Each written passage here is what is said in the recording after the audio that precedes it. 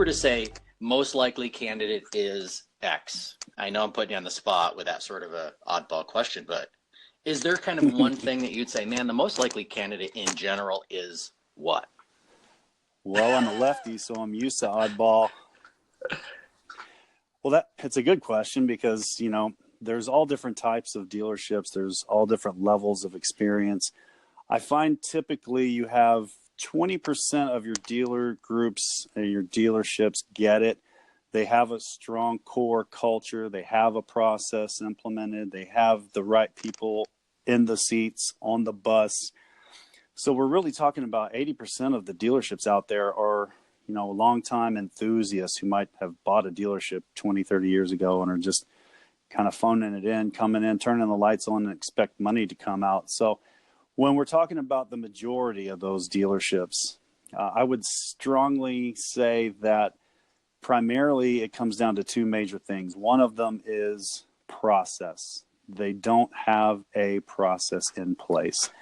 And the other thing would be time management. I can't tell you how many people that when I come in and I just observe for the first, even 30 minutes to an hour, I can see, okay, first of all, the guy's probably, or the gal's probably wearing too many hats. So they're just, strung out a little bit too far. But secondly, the swirl is just overcomes them. So they have every problem from general parts to HR, having to do inventory, get titles done. They're just bombarded with too much work. But the other side of that is they don't know how to manage. So that would be a real big piece of it. Skills, you have a commodity in these dealerships is time. So the second being process, there's some really old processes out there, and one of them is no process. Just shoot from the hip and ask all the cheesy, greasy sales guy buying questions that piss people off. And so those things just don't work anymore. I find that if I'm dealing with the 80% type of dealers who aren't in the top echelon, that's where I begin. Let's look at the process. Let's look at your time management skills. I ask them about what sort of issues they're running into that I can help with. They say things like, staff, employees are a big issue. Getting folks that are engaged at the level that obviously an owner that's, as you had said, an enthusiast expects, to mirror themselves to a certain degree.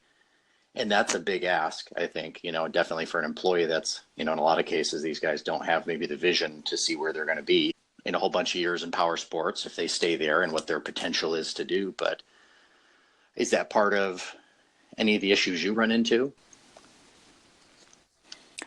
That's a great question, to the point where I've actually opened up another company, which is in its first year, called Dream Team Referrals, based on the information from my dealers saying exactly what you just said. Hey, I don't have enough people and not able to find the right people. So, and there's not a lot of guys in our industry that are out there providing the resumes, providing qualified people. So at the request of a lot of my current clients, I started a Dream Team. And it's interesting. I'm reading a book right now called Not Everyone Gets a Trophy. And it's based on, we're in a very interesting time in the world that we have baby boomers, we have Gen Xers, we have two different decades of Gen Y and Gen Z. The millennials make up two generations now, because you can't have the 90s kids coupled with the 2000s kids, because the rapid rate of technology change has really just blown the doors off of what the expectation is,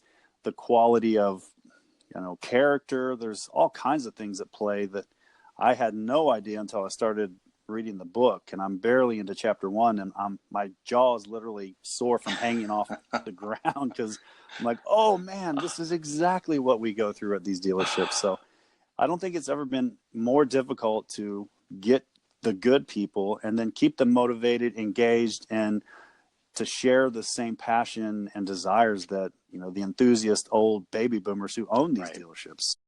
Well, definitely that where you and I met at the dealership, there's an example of, a family built into that, and someone is taking over from someone else, but I'm seeing less of that. Are you, is that kind of your take, or is it you seeing different?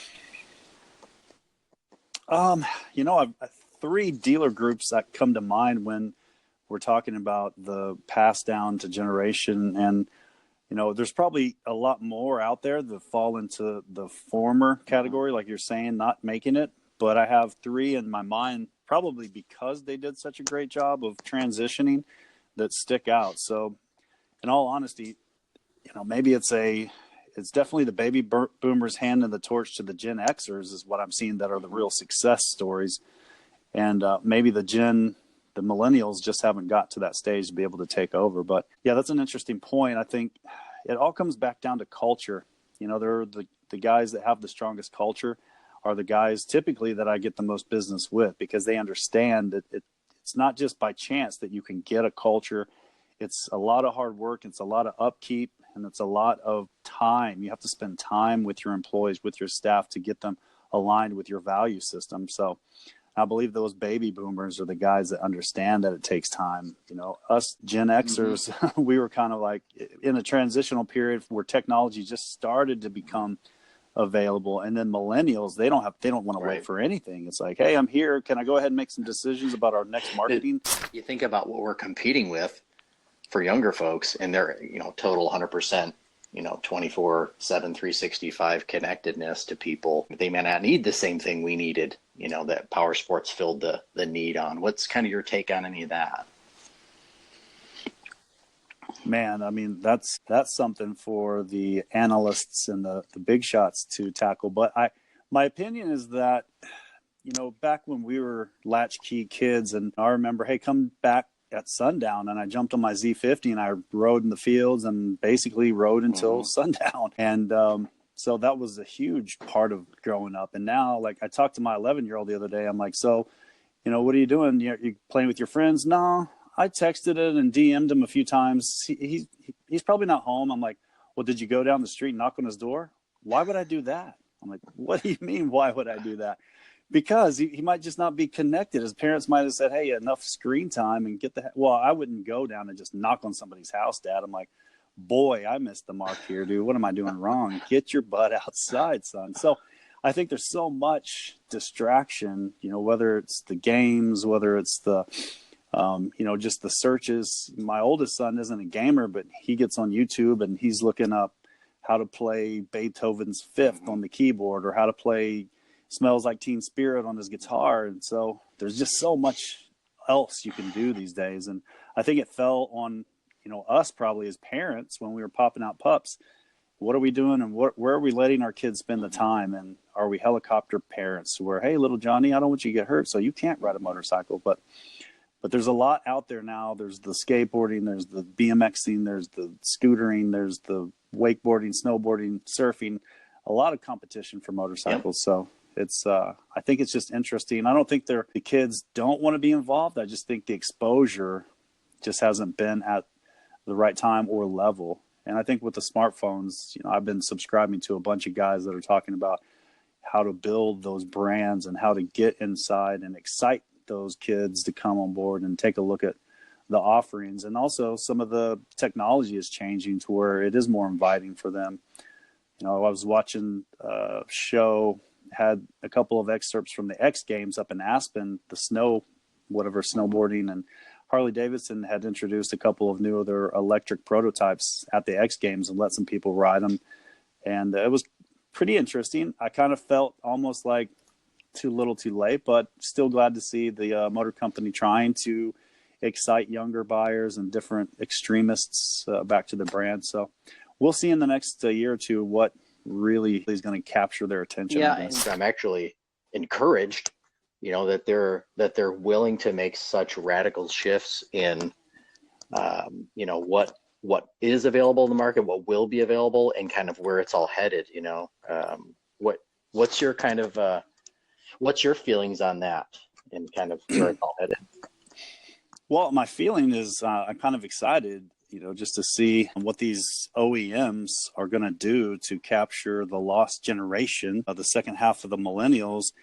With slipping sales, sliding sales year over year, less market share, motorcycles sold. I mean, I think it's really in motorcycles. I understand that side-by-side businesses, it's nowhere near the fall off that motorcycles. In fact, in a lot of regions, it's on the plus side, it's up. Millennials are strapping their kids with the 5-point harness and a side-by-side and taking them out in the mud and up the trail. Really excited to see what these guys are going to do to get everything back on track. And you know what? I just watched the series because I don't have real TV. I'm like adopting the millennial way of life by having the Fire Stick and the Netflixes and the Hulus and all that stuff. And I found the series about Harley and the Davidsons, and I watched it's a 3-part series, I think, on Discovery. And you know, being a Harley guy, I was like, wow, man, you know what? It's interesting. I watched these guys take a bicycle, strap a motor to it, and become this huge empire with the most brand recognition on the planet. And now I'm watching this take. I spoke earlier on the X Games, and what do they got? They got a bicycle with an electric motor strapped to it. And I'm like, man, they tore it all down to the basics, and now they're about to bring it right back up. It's kind of exciting. And I think it's almost humbling because, you know, being in the Harley, one of the things that I just couldn't stand at the end of my tenure with Harley-Davidson is just this arrogance of like, look at my Harley boots, my Harley jeans, my Harley tattoo, earring. You know, only the Boy Scouts are more sold out than Harley guys, and they have to be. It's part of their mantra. So it's cool that they're shaking it up a little bit. I really am excited to see what this is going to do to the rest of the OEMs, because I think Kawasaki and Yamaha have been in the forefront of creating desirable bikes with their Cafe, the KZ900.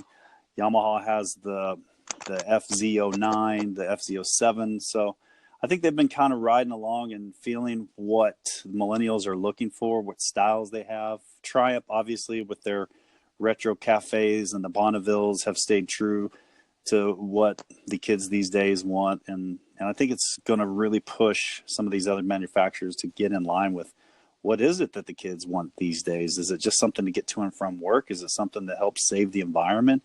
Is it something cool? Is it something useful? I don't know. Continue to eat up market share, but it probably because of a presence and doing what we were doing anyway and exposure. But I think a lot of it was because I was disarmed and not going after somebody else. It was all this, you know, I like to think of the old, like, is somebody taking my cheese, who moved my cheese, that little book or whatever. And I think when you take that out, I would push that over to the power sports side of it. You know, it's if what you have is a great experience and you enjoy it, understand that the other pieces that are involved in power sports are, you know, that exists there too. So that's interesting you say that, because you know, as a consultant, I'm the guy that you walk in and everybody puts a bullseye on your chest. Like, we don't need to hear from that guy because we already know everything there is to know about whatever we're talking about. Yeah. So my mantra has always been to come in and say, hey, look, you guys are doing a lot of things right. I'm not here to tell you what you're doing wrong.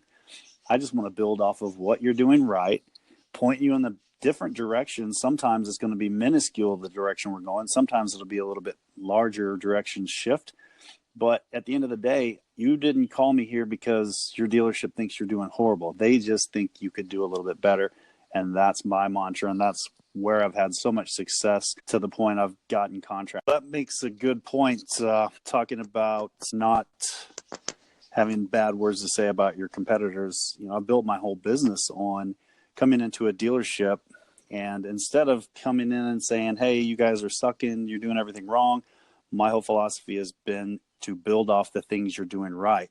So just like all those goggles had a bunch of good things going on, I come into a dealership and I said, hey, you know, you guys do a lot of things great. Let's build off that and let's move forward. And maybe sometimes just a little bit of different direction. Sometimes the direction will be a lot greater, but I've had a lot of success to the point where dealer groups have brought me in just because of the personality, you know, that I have with the guys, because I'm never going to piss off your salespeople, because we both know that salespeople are egos and bullshit. And when you screw with your ego, all you have left is bullshit. So I like that point. Build off the things that are going well. Focusing on the positives, you know, for the level of engagement to go and move them to the, you know, better somehow. You're not going to get any of it when you come in, you know, just all the negatives. As much as we all have them, we all also have great defenses to those, which is we shut down. Right. So that's a good point. Back to the initial question you asked me, you sprung on me, was, you know, what's the X on a dealership that needs help, and we said process. So part of a good dealership process, especially for sales managers, is to listen to those phone calls. And what I found many different dealerships, all sizes, shapes, and colors, is that they don't really have, unless they have a Cycle Trader subscription where they're posting, and you guys have that great technology where you can listen to the calls. So some dealers, that's the only call they can listen to is a Cycle Trader call. Oh, good. And they're not listening to any. And if they do, they would find out so much about the customer's experience. And what I can attest to is people pay more for better service. And if your guys do better on the phones, you get more appointments, which means you get more money, which means you have a better quality of life. Everybody's happier there. What do you feel like is there anything that you could say, here's the biggest thing I would see, other than the general things we've talked about so far? Why aren't more dealers moving that way and doing it faster? Well, Brian, I was just listening to some Tony Robbins this morning, and I'm going to stick my pen in the word fear. Yeah. The guys that aren't asking for the money are afraid they're not going to get any deal because they're asking for too much money. So they put forward verse, if I can sound like some yogi, hippie, crazy karma guy from Eugene, Oregon, they're putting into the universe that they're not worth the money, and they drive their whole process by fear. Oh, we have these guys down the street that undercut us. Yeah, everybody does. Oh, people aren't going to pay that much for freight and setup. Yeah, that's what everybody says. But over and over, I go to a dealership and I'm like, man, you guys are destroying it. How are you doing it? Oh, we're treating people better. We're offering a higher level of customer service. Boom.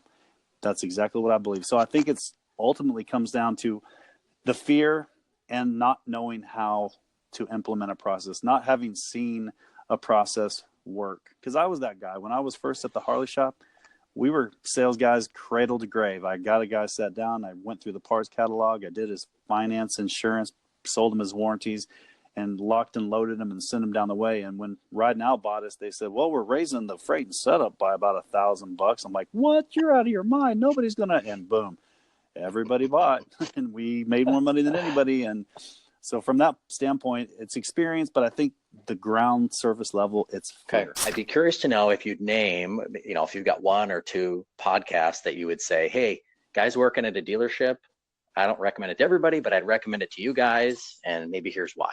Do you have any sort of examples like that? I mean, I honestly don't. I listen to guru type, higher level. I don't listen to a lot of dealership stuff because there's no trainers for trainers like me, So I'm listening to right now that I've actually recommended to a few people, some Gary Vaynerchuk. I don't know what his podcast is called, but he's a high level marketer, believes in free social media marketing. He's built a huge following and multi-million-dollar media company based off his experience by using social media. So Gary VEE or Gary Vaynerchuk, if you look him up, he's on the gas, man. He knows what's going on and how to use Twitters and the Facebooks and all that stuff, the high level social media to get the kids following in and trickling in. And I like, for one of the things that I've been implementing of late and really a direction I want to go is to do some leadership training. So I've been listening to Tony Robbins. Do you have anybody that you've mentored under, or somebody that you even call out? You're welcome to say their name, or if you have somebody, or if you say never really have, I'd be surprised. Sure. I guess what I want to show is that for folks that are working at dealership, of course, who we're talking to, you don't always get to go and be the mentor with the owner or somebody that's in a higher position there that you want to aspire to one day. Do you have any sort of either story to share about a mentor that mentored you, or how somebody there could look at doing that? Totally. I owe Dale Rhodes. He was the operating general manager when Ride Now took over at Harley-Davidson of Dallas. He shows up. I have a huge ego because I just bought my first Harley. I was top sales guy. I had a real moment where he just came in one day and like, Sanders, why don't you shut the hell up and listen to me? Maybe you'll be a good sales guy. You think you are now, but you're not really.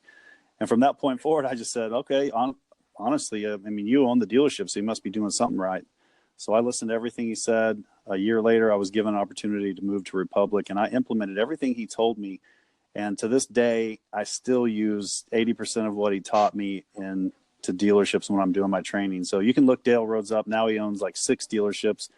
I think all 4 in Minneapolis. He owns, Route 66 Harley-Davidson and Twisted City Harley-Davidson, with actually one of my buddies who I came up with under Dale Rhodes as a partner at Twisted City Harley-Davidson in Wichita, Kansas. So, yeah, man, this guy he stuck it all out, and I like to be that guy.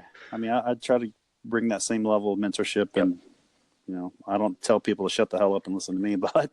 Thanks again for listening to this lost tape of the Dealership Fix-It podcast. These guest interviews still hit hard, and we're bringing them back re-edited, sharpened up, and focused entirely on what matters, helping dealerships like yours improve, grow, and win. If you got something out of this one, hit that share button or forward it to a dealership friend who needs it. And make sure you're following the show so we can keep bringing you more content like this with convos with people shaping the power sports industry. Catch you on the next one. Still guessing what to pay on a used bike? Still holding aged units that just won't move? It's time for a real system. Moto Hunt's ultimate used inventory playbook shows how the best dealers are finding better inventory, pricing trades right, and turning used bikes faster with fewer mistakes and more margin. It's short, real, and free to download right now. Visit dealers.motohunt.com to grab your copy or check for the link in the notes.